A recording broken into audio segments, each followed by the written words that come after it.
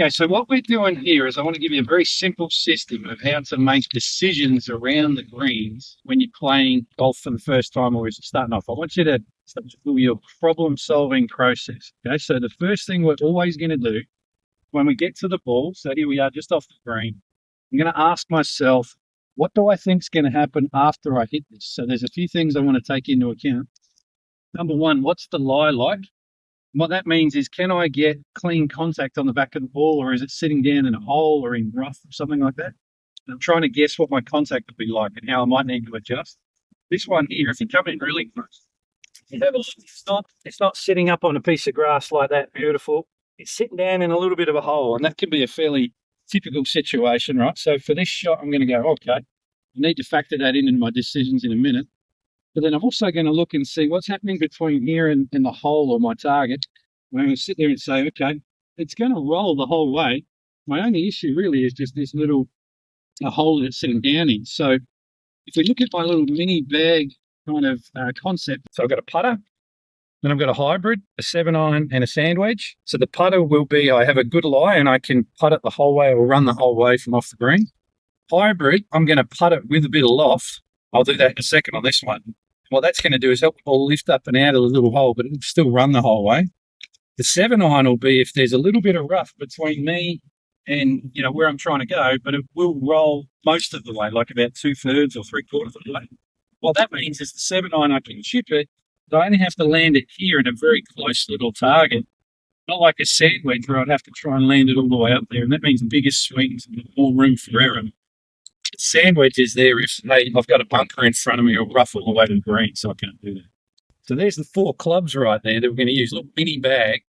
You pretty much can get every single shot you'll need around the greens for almost the rest of your time in those 4 clubs. Cover just about every situation. So with this one, just as an example, I've gone, okay, I can't putt it because it's in that hole. And I don't need to fly it in the air because I don't have anything I really need to get over. But I do need to get it out of that little bit of a hole it's sitting in. So this is going to be the hybrid with loft. What that's going to do, there's the ball sitting in the little depression. This is going to come through and hit that and lift it up and out, like you can see like that.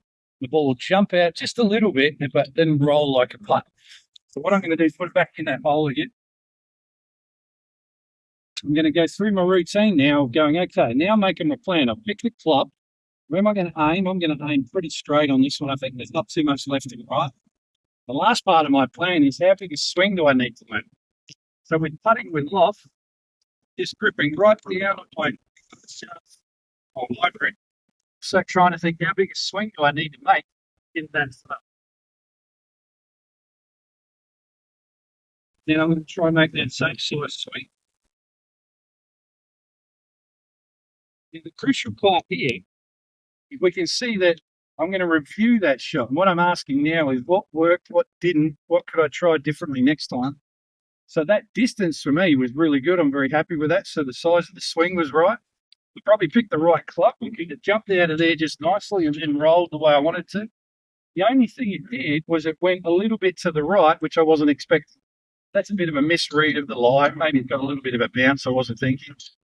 And there's nothing wrong with any of it. It's always just learning every single shot. So that whole little problem-solving process there is, what do I think is going to happen after I hit it? So the lie between you and the hole and wind when you're doing bigger shots.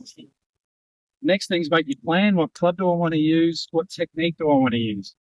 Where do I want to aim? So technique is mostly how big a swing do I want to make? Maybe ball position, maybe you have your feet together for chipping. There's a few different things there. You can see them elsewhere.